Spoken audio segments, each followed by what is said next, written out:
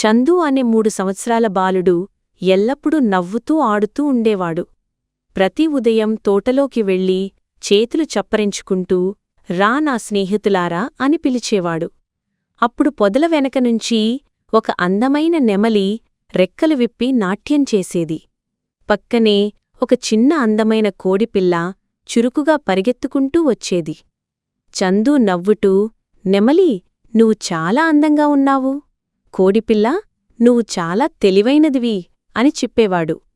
ఒకరోజు మధ్యాహ్నం వారు ఆట ఆడాలని నిర్ణయించారు. చందు కొంత విత్తనాలు తీసుకుని నేలమీదు చెల్లాడు.